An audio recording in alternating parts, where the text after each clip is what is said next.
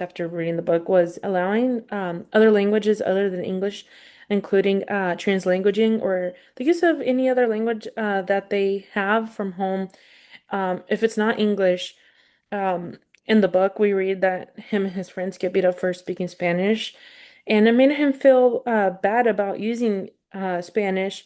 But what the teacher should have done should have embraced Spanish so that he could have used it to his advantage as a tool. In the class, we learn in this course and in other courses, we learn that allowing the student to use their full repertoire allows them to just learn the best they can, and it's an advantage whenever they can build off of what they know and use it in their acquisition to learn another language, including English.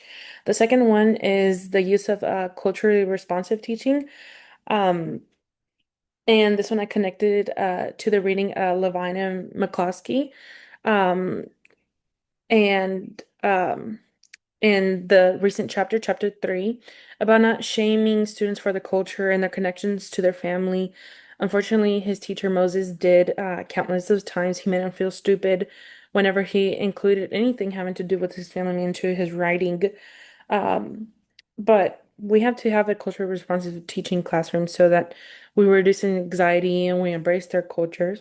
The third one is becoming aware of students' deficits. Um, this one, um, let's see.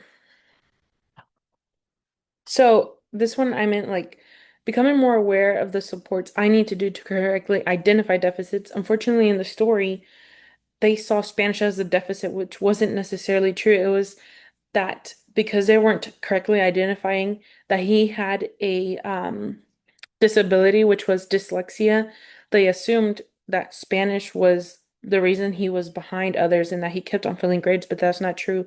So that's one thing I would want to do, which is correctly identify, provide all the scaffolding they need so I can better serve them and better understand what's actually going on whenever they're struggling to move on forward. The fourth one is building relationships with parents, and this one I connected to Building Bridges and Not Walls Between Latinx Parents and Schools by Dr. Colgrove and Voices of Immigrant Parents in Preschool Settings, that in Barraza. And it's just pretty much building relationships with the parents because unfortunately we didn't see it happen in the book. In the book, we saw only a few interactions with the parents, and it was whenever they were pretty much just letting him know that he was failing and failing again. There was no positive connection between the two. And it's important because we are learning that collaboration between partners and teachers is just extremely important with for the student, and it'll just help them feel like they're being welcomed and that they're being accepted and their families being accepted into their education, that their education matters. And the fifth one was just embracing learning and progress over perfection and allowing the free will for students to learn and acquire language naturally and develop their linguistic abilities naturally but not forced. In Levine and McCloskey, in chapter 2, I believe.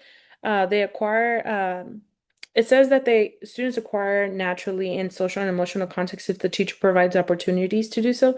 And we saw him do this whenever Mr. Swift allowed him to write freely without making him feel that he had to do perfect, that he had to be perfect. All right, the second question was it was memorable, and it was whenever he was screaming at the teachers at the convention.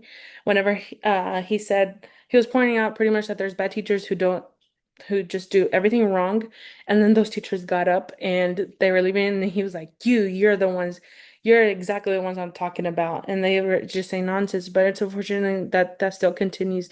That there's those teachers that are just closed-minded and they don't want to implement these strategies to better serve students who aren't English only speakers.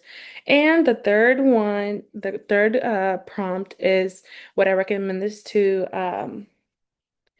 other teachers who are going to be pre in service or are in service. And yes, whether they relate or not, they should. If you relate, then you feel it to the heart, and then from his experiences, your experiences, how you're gonna move forward and learn from the mistakes of your teachers, learn from the mistakes of the teachers in the book, and learn how to become a better teacher.